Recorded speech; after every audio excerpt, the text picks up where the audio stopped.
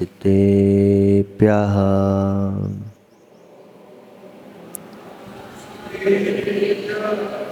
ॐ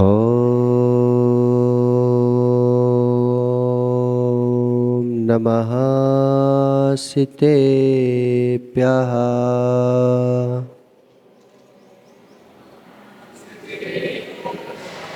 ॐ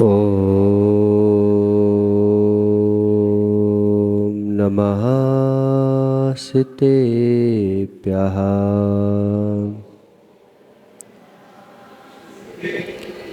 प्रधस्तघातिकर्माणां केवलज्ञानभास्करा कुर्वन्तु जगतां शान्ति वृषभाद्याचिनेसरां झाणक्कितट्टिकं मे निम्मरसु विशुद्धिस्वभावे रमयोड़ परमसिद्धे सुतच्चिसारं पवोच्छामि। नमो अरिहन्ताणं नमो सिद्धाणं नमो आयर्याणं नमो अज्जायाणं नमो लोये सब्बसाहुणं। पंच परमेष्टि भगवान की 1008 श्री आदिनाथ भगवान की, आचार्य भगवान देवसेन स्वामी की, आचार्य भगवान गुरुवर विशुद्ध सागर जी महाराज की, 3,9 कोटि मुनिराजों की।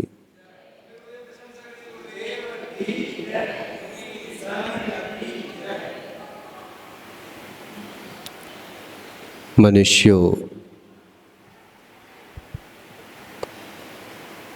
यह भगवान जिनेन्द्र देव की देशना हमारे अंतःकरण को पावन पुनीत बनाने वाली देशना है। आचार्य भगवान जो है परम तत्व का व्याख्यान करते हुए बतला रहे हैं कि कर्मों का उदय कितना भी आ जाए, कैसे भी कर्मों का उदय आ जाए, लेकिन आत्मविश्वास और श्रद्धा को मत छोड़ देना। आत्मविश्वास और श्रद्धा को छोड़ दिया तो तुम जो हो संसार में भटक जाओगे। नियति जिसे दुख देती है, सुख भी उसी को मिलता है। अगर आज तुम्हें दुख मिला है तो निश्चित मानो दुखी मत हो जाना, दुखी मत हो जाना। नियति जिसे दुख देती है, सुख भी उसी को मिलता है। तुम्हें दुख दिया गया, इसका मतलब है कि अब प्रकृति आपके लिए सुख का प्रबंध करने वाली है। और दुख में जो घबरा जाते हैं वे दुखी हो जाते हैं। आचार्य भगवान पूजपा स्वामी ने समाधि तंत्र ग्रंथ लिखा। कहना चाहिए कि लघु समय सार अगर कोई है तो समाधि तंत्र ग्रंथ है।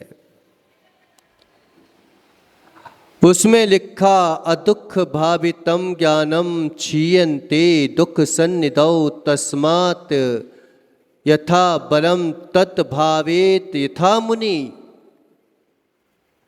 दुख में भावित ज्ञान सुख के आने पर क्षीण हो जाता है। दुख में भावित ज्ञान सुख के आने पर क्षीण हो जाता है। बोलो एक साथ।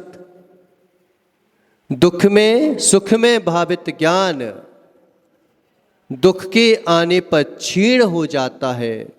जो हमेशा जो है सुख से भावित रहता है, वो थोड़ा सा दुख आता है तो कष्ट में पड़ जाता है। इसलिए अपने आप को अगर सुखी हो, पुण्य चल रहा है, अगर कर्म तुम्हारा साथ दे रहे हैं, तो उस समय जो है अपने आप को फिर भी दुख से भावित करते रहो। अगर करते रहोगे तो मालूम चला कि आप एक दिन सुखी हो जाओगे।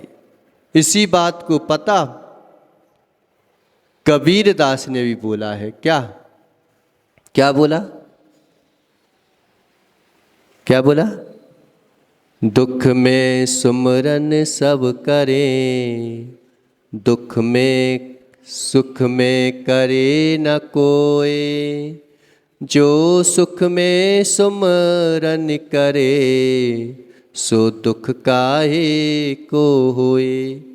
अब ये कबीरदास जी लेके कहाँ से आए? कहाँ से लेके आए? पूरा परमात्म प्रकाश पढ़ लो, और हम जो है यहाँ वहाँ भटकते हैं, अपने ग्रंथों को पढ़ने की फुर्सत ही नहीं है। बस भाषा चेंज कर दी। बोला क्या है? वही तो बोला कि जो हमेशा जो है अपने आप को दुख से भावित करते हैं, उनके दुख दुख में पड़ जाते हैं। कर्मों के कितने भी उदय आ जाएं, पुनीत भैया, क्या पुनीत है? पुनीत भैया, कर्मों के कितने भी उदय आ जाएं, कितना भी दुख आ जाए, समझ लेना कि आज दुख प्रकृति हमें दुख दे रही है, तो निश्चित मानो ये सुख के लिए दुख दे रही है। आप देखते नहीं हो क्या? प्रकृति को नहीं देखा कभी कि जितनी तेज जो है गर्मी पड़ेगी, जितनी तपन पड़ेगी, जितने जो है प्यास महसूस कर लेगी भूमि, उतनी ही जो है तृप्त होगी फिर पानी से। जितनी तेज जो है तपन पड़ती है, उतना ही झमाझम पानी गिरता है।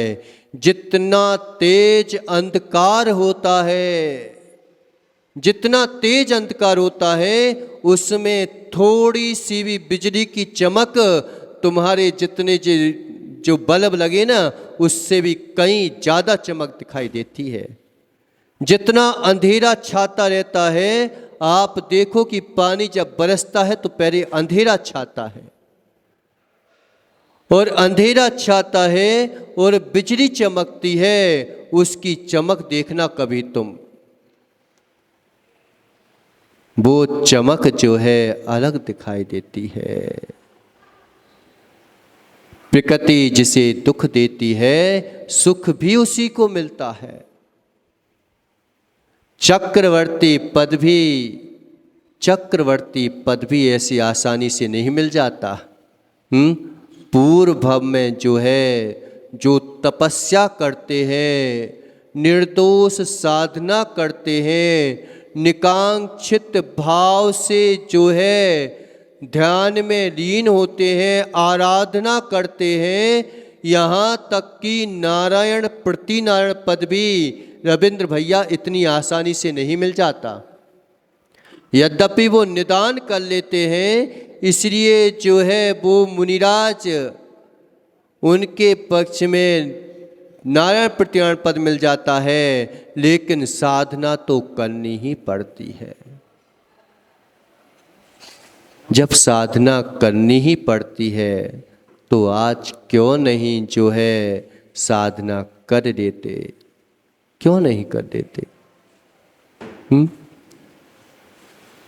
कांटों के बीच में ही फूल खिलते हैं, सबसे पहले कांटे ही आते हैं।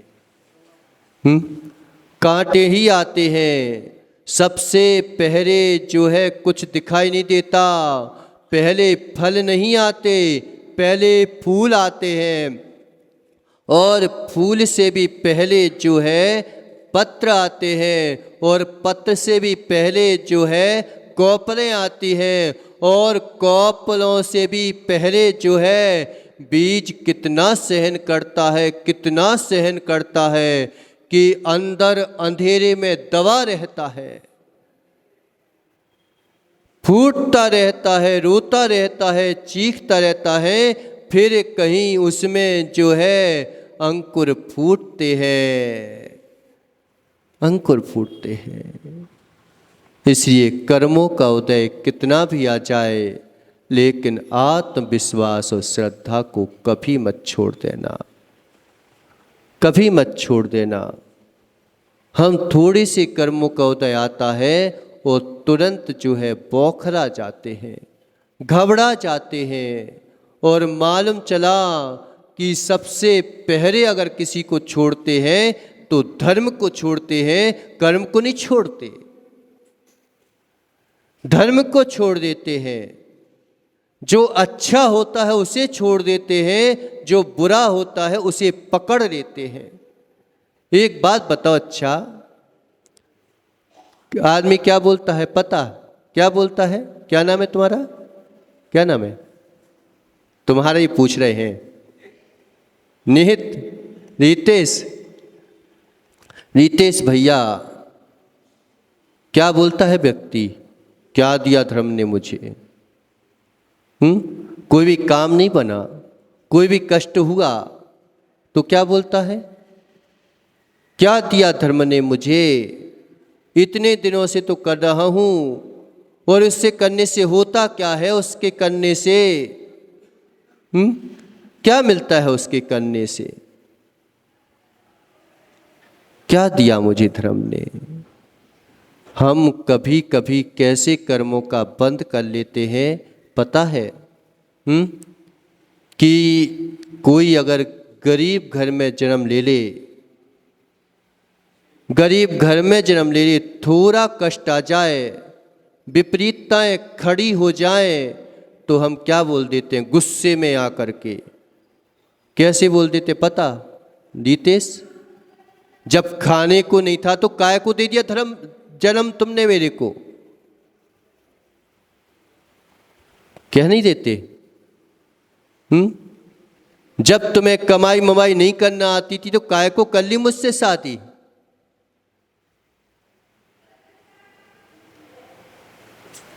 ये हम बोल देते हैं हंसी हंसी में, हंसी हंसी में कर्म बंद करते हैं। जब कर्मों का उदय आता है तो गंगा जमुना बहाते हैं। कितने जो है आसानी से हम बोल देते हैं। यद्यपि माताओं को गर्भपात कभी कराना नहीं चाहिए, नहीं कराना चाहिए, कि एक जीव को तुमने जो है जन्म रहने से वंचित कर दिया, उसकी मनुष्य पर्याय से तुमने वंचित किया है, तुमने उसको उच्च कुल से वंचित किया है, तुमने उस जीव को जो है धर्म से, निर्दोष धर्म से वंचित किया है। अब जो है तुम्हें अगर कर्म का उदय आएगा तो कौन से कर्म का उदय आएगा? मिलेगा क्या कभी रितेश?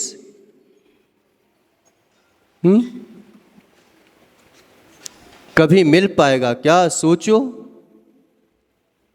कि हमने जो है भोग पूरे पूरे भोगे, भोग में किंचित भी कमी ना आने दी। अगर तुम्हें जो है क्या क्या नियोजन, जनसंख्या का नियोजन करना है तो वासना का नियोजन करो ना।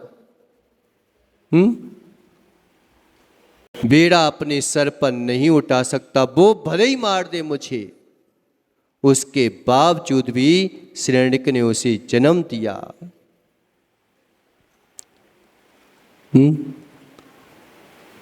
इसलिए हमें जो है कभी ये भाव नहीं लाना चाहिए कि क्या होगा, कैसे होगा, क्यों माताओं? पुण्य होता है तो बच्चा अपनी व्यवस्था स्वयं करके आता है रितेश। क्यों माताओं? आपके आंचल में दुग्ध किसने भरा? क्या पहले बच्चे के पहले आंचल में दुग्ध आया था क्या?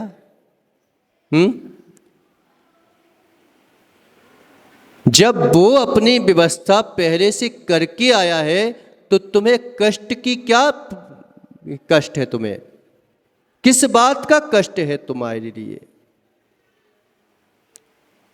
लेकिन ये भाव आए क्यों तुम्हारे मन में? ऐसे कौन से कर्म का बंध किया है उसने कि माँ को ऐसे परिणाम हो गए? जो माँ कभी अपने बच्चे के बारे में बुरा नहीं सोच सकती, वो माँ के मन में ऐसे परिणाम हुए तो हुए क्यों? महावीर भैया, हम कैसे जो है कर्मों का बंद कर लेते हैं कि अगर किसी गरीब घर में जन्म ले लिया तो हम क्या बोल देते हैं? अगर ये बेटी किसी जो है गरीब घर में ब्याह दी गई तो हम क्या बोल देते हैं कि जब तुम्हारे पास कमाने का साधन नहीं था, जब तुम कमा नहीं सकते थे तो शादी क्यों कर ली? और बेटा बोल देता है कि जब तुम्हें खाने को नहीं था, पीने को नहीं था, तो तुमने मुझे जन्म क्यों दे दिया?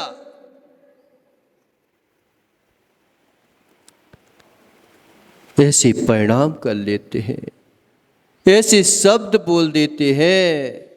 एक बार पता क्या हुआ रविंद्र भैया, सच घटना बता रहा हूं कि एक जो है बेटा था, उसकी पत्नी थी, माँ थी, एक छोटा सा बालक था और वह जो है कोई काम कर रहा था बिजली के तारों से, तो अचानक उसके जो है बिजली से जो है चिपक गया और उसकी मृत्यु हो गई। और माँ जो है सासू माँ ने क्या किया, उस बहू को घर से बाहर निकाल दिया और उल्टा सीधा बोलना प्रारंभ कर दिया कि जब से ये घर में आई है, जब से इसने इस घर में कदम रखा है, तब से जो है मेरी सुख शांति नष्ट हो गई। इसकी वजह से मेरा बेटा जो है काल के गाल में चला गया। इसका जब से मुंह देखती हूँ तब से जो है सब काम गड़बड़ होता है, मैं कुछ नहीं कर सकती इसके लिए। ऐसा बोल करके बेचारी वो जो है बेहोश हो गई। जैसे अपने पति को देखा और मालूम चला कि 8 दिन तक जो है अस्पताल में भर्ती रही, लेकिन देखने भी नहीं गई। वो क्या उस बहू का ही दोष था क्या? उस सासू का दोष नहीं था क्या?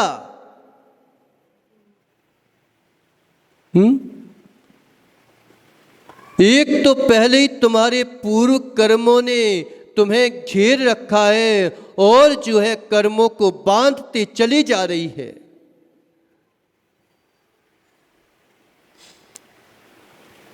अगर वो जो है चल बेटा बेटा चला ही गया, अब कम से कम बहू को क्यों हम जो है दोष दें? कम से कम बहू को तो संभाल लें। कम से कम जो है वो बेटा तो चला ही गया, कम से कम ये पोता तो है, इसको जो है संभाल ले। लेकिन हम जो है जब दुख आता है व्यक्ति दुख को ही पकड़ता है, कष्ट आता है तो कष्ट को ही पकड़ता है, दुख में कभी सुख को नहीं पकड़ पाता। भाव ही नहीं आते हमारे कि भाव ऐसी आ जाएं कि अब कष्ट आ ही गया तो कम से कम अब तो कष्ट आने नहीं देंगे, अब तो ऐसे कर्म करेंगे जिससे कष्ट ना आए। एक पक्ष को देखते हैं कि मुझे जो है गरीब घर में, बताओ मैना सुंदरी को तो कहां बिहाया था? बताओ तुम, जानबूझ के बुद्धि पूर्वक पिता ने जो है ऐसी जगह ब्याह दिया, ऐसी जगह ब्याह दिया कि बाद में शादी के बाद उस पिता की आंखों में आंसू आ गए। एक कुष्ठ कोढ़ी रोगी व्यक्ति को ब्याह दिया और क्या पैसा था उस समय? क्या उस समय तो 700 लोग, उसको तो कोढ़ था ही, और 700 लोगों को भी कोढ़ था। उन लोगों के बीच में जहां दुर्गंध ही दुर्गंध छा रही हो, ऐसे में भी मैना सुंदरी ने क्या बोला था? क्या बोला था कि मेरे पिताजी ने जहां शादी कर दी, अब मुझे वह मंजूर है, क्योंकि उच्च कुल की कन्याएं अपने पति का वर नहीं करती।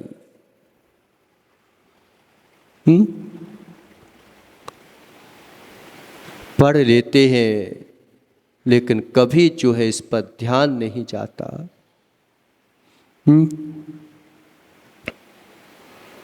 सुख में भावित तो हो जाओगे, लेकिन जब दुख आएगा तो गंगा जमुना बहाओगे। पुण्य के नियोग में हंस तो लोगे, जब हंसी को पुण्य में उड़ा दोगे। जब पाप कर्म का उदय आएगा तो फिर चीखोगे, चिल्लाओगे, कोई सहारा देने वाला नहीं मिलेगा। नहीं मिलेगा। उस समय कोई सहारा नहीं देता। इसलिए पापों का प्रायश्चित रितेश, पापों का प्रायश्चित इस जीव को पुण्यात्मा बना देगा, लेकिन पुण्य का अहंकार व्यक्ति को पापी ही बनाएगा। पुण्य, जब पुण्य कर्म का उदय आए तो रो रहना कि हे भगवान, मैं इस पुण्य कर्म के उदय में संभला रहा हूँ, मैं उस पुण्य कर्म के उदय में अहंकार में ना डूब जाऊं। मेरे इस पुण्य कर्म का उदय चल रहा है, इस पुण्य कर्म के उदय में कभी मैं जो हूँ भगवान को ना छोड़ दूं। पहले भले ही पकड़ लेता है पुनीत, पता, पहले व्यक्ति जो है भगवान के पास आ जाता है। समय मिल जाता था।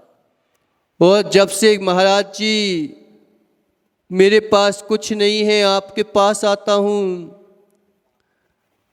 और मालूम चला कि उसका व्यापार चलने लगा। अब क्या कहता है, महाराज अब मुझे सधर्म करने के लिए समय नहीं मिलता। इससे अच्छा तो वही था, कम से कम गरीब स्थिति में भगवान के पास तो आ जाता था। आज मालूम चला कि शिक्षा के इतने वो हथकंडे अपनाए गए, शिक्षा शिक्षा शिक्षा शिक्षा, और शिक्षा में मालूम चला कि दीक्षा लेना ही भूल गया व्यक्ति।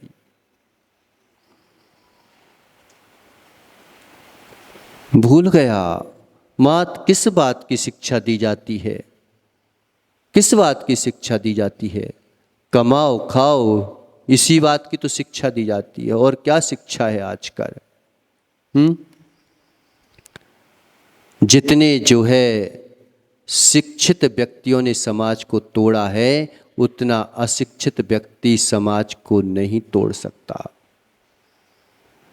जितने जो है धर्म के खंड खंड अगर किसी ने किए हैं तो शिक्षित व्यक्तियों ने किए हैं, उतने अशिक्षित व्यक्तियों ने नहीं किए।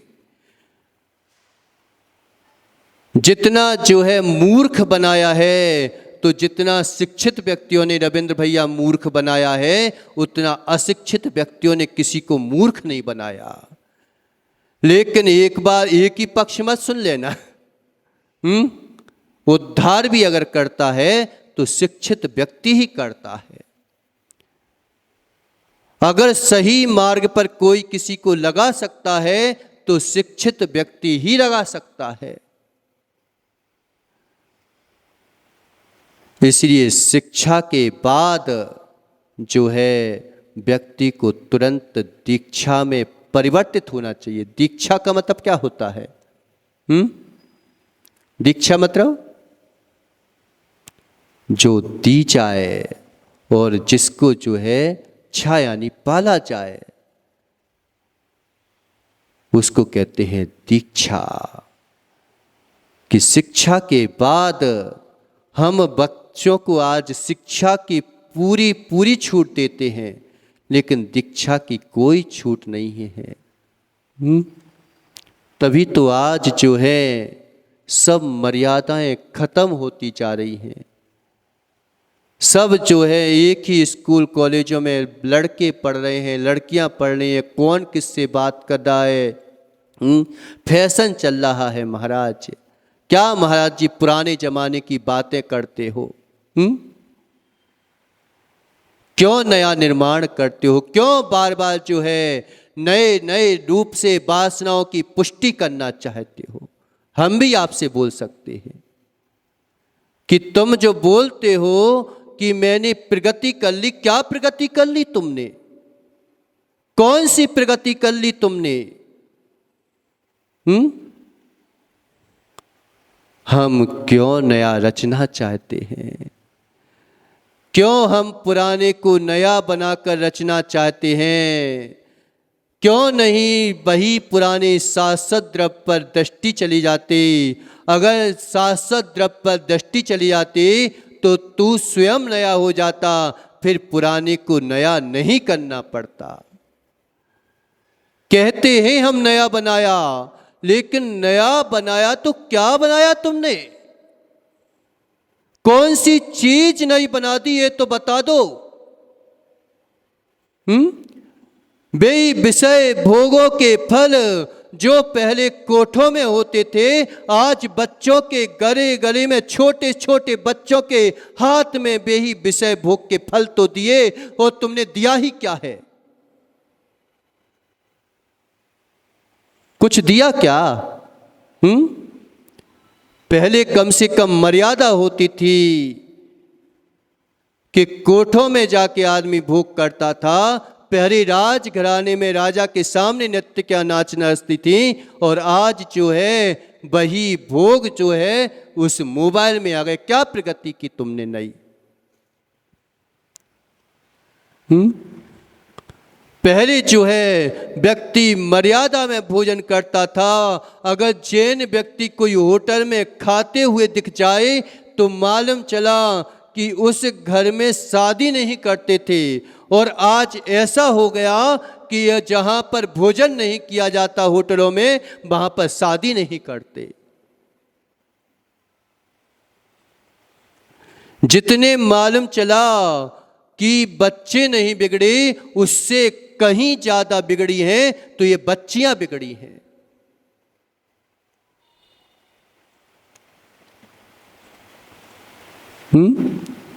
हमें बराबरी का हिस्सा चाहिए, बराबरी का हिस्सा चाहिए।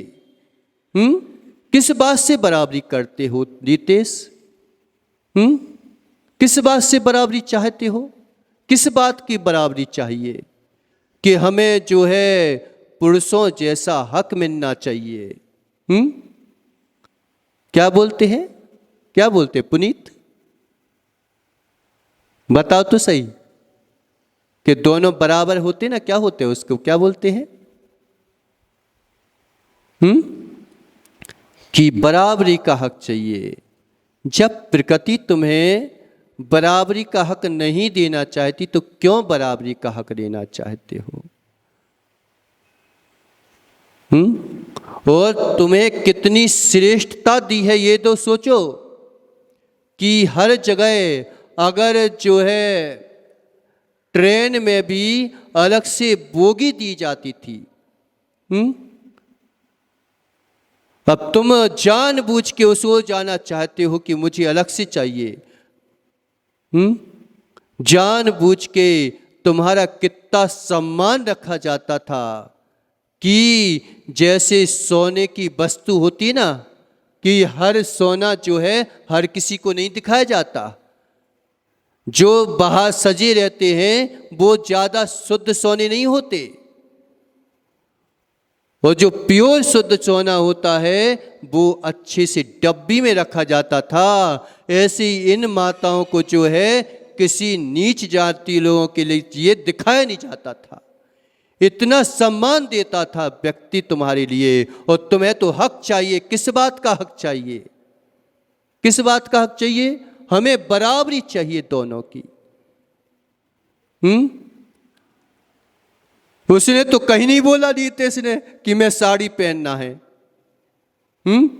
आज की लड़कियां बच्चे लोग जो है पैंट शर्ट पहनने लगे। उन्होंने कभी बोला क्या कि मुझे साड़ी पहना दो? उन्होंने कोई बोला क्या कि मुझे जो है लेडीजों के कपड़े पहनना है? जोकर मोकर होगा तो जरूर ये हक मांगेगा। तुम उसकी तुलना में जा रहे हो कि उन्हें अपनी तुलना में लेना चाहिए तुम्हें? किस तुलना की बात करते हो? और तुलना हो भी जाएगी अगर जो है, एक बात बताओ कि गधे और घोड़े का संबंध हो भी जाए तो क्या पैदा होगा? अगर तुम जो है मर्यादा को छोड़ करके तुलना पैदा करोगे तो मालूम चला कि खच्चर जैसा ही जीवन हो जाएगा और कुछ नहीं होगा। नपुंसकता ही पैदा होगी और कुछ नहीं होगा।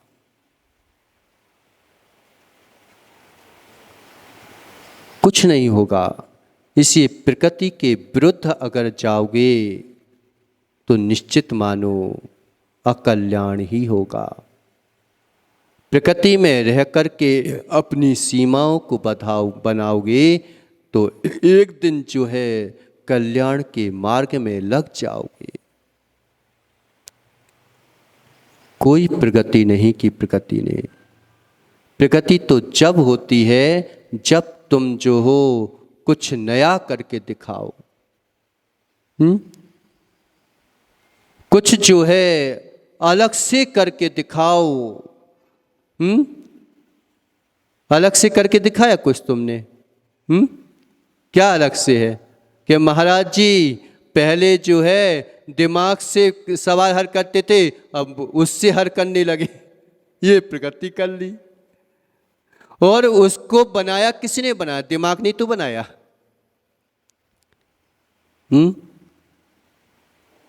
अगर हम तुलना करना चाहें तो मालूम चला कि कोई प्रगति नहीं। कि प्रगति तो जब होती है जब हम संयम रूपी धारण कर सके, तब प्रगति होती है व्यक्ति की। जब तुम्हें जो है अभक्ष छोड़ने के भाव आ जाएं, तब कहते हैं कि धन्य है ये जीव जिसने ऐसे पंचम काल में जो ऐसे जो है दग्ध काल में जो है, और इसने देखो कि अपनी इंद्रियों पर विजय प्राप्त कर ली। अपनी आत्मा को उत्कृष्ट स्थिति में लगा दिया। ये प्रगति कहलाती है। वो प्रगति नहीं कहलाती कि जो पहले करते थे। मां चेंज ही तो किया है। और क्या किया तुमने? पहले कम से कम व्यक्ति स्वस्थ रहता था। आज मालूम चला कि सुविधाएं उत्पन्न कर ली।